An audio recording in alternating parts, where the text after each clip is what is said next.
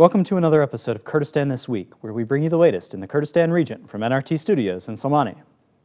Coronavirus cases continue to rise in the Kurdistan region over the past week. There are now more than 23,000 confirmed cases since the beginning of March. More than 850 people have died as a result of COVID-19, the lung disease caused by coronavirus infection. With the outbreak still potent, NRT investigated the degree to which people are wearing face masks by making observations in several public areas of Salmani city. The anecdotal results found that about 12% or less of the people who walked by each location were wearing masks properly, despite the urging of government and medical officials.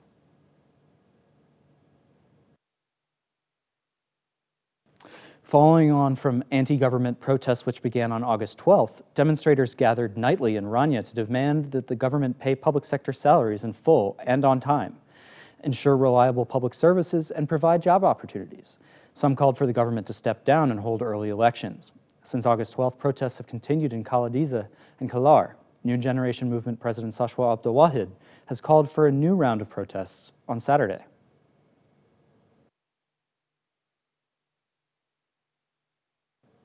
The most significant protest of the week, however, took place in Zaho on Wednesday night, where local truck drivers attempted to prevent Turkish truckers from entering the Kurdistan region through the Ibrahim Khalil border crossing, after the KRG decided to relax rules that have been in place since the beginning of the coronavirus outbreak. There was no reciprocal move on the part of Turkey, which left many local truckers without work. The security forces forcibly dispersed protesters, arresting 18 people. Dozens of people were wounded, including many members of the security forces, according to officials. NRT reporter Ahmad Zahoui was prevented from traveling to the protest area on Wednesday night to report on developments, and then was arrested at approximately 4 o'clock in the morning on Thursday.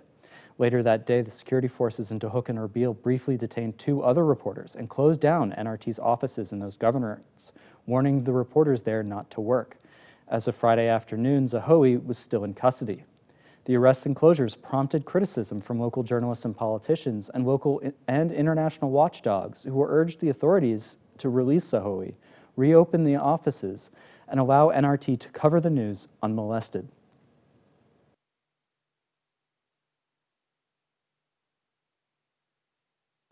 KRG Prime Minister Masroor Barzani announced in a late-night tweet on Sunday that Iraq's federal government has agreed to resume limited budget transfers for the next 3 months, after it cut payments in April. Under the deal, Baghdad will send 320 billion Iraqi dinars, or approximately $269 million to Erbil, in return for the region bringing its customs procedures into line with federal processes. The infusion of cash is certainly welcome for the bare coffers of the KRG, but does not solve its fiscal problems entirely, with Erbil still needing an additional $139 million per month to make up its budget shortfall. Nor is it the comprehensive solution to the budget dispute that Baghdad is seeking. Despite the infusion, the KRG still cut 21% from August salary disbursements for most public servants.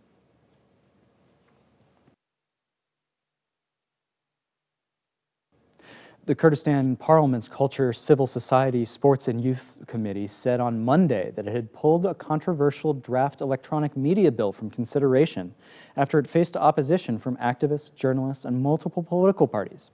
The legislation underwent a first reading during the hurried floor debates of the Parliament's spring session at the end of July. Nevertheless, it faced opposition with critics arguing that the legislation severely restricted free speech and punished those calling for peaceful protests over social media. The committee said that it will revise the legislation in light of the criticism.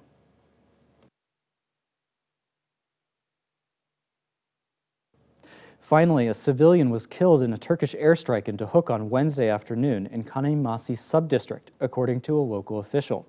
The victim was a 60-year-old teacher who went to go check on his livestock following a bombing run by Turkish warplanes, which then conducted another strike. He is the 7th civilian killed in Turkey's renewed air and ground campaign in the Kurdistan region in northern Iraq, which began on June 15th. Ankara says the operations are necessary to combat the Kurdistan Workers' Party, known as the PKK.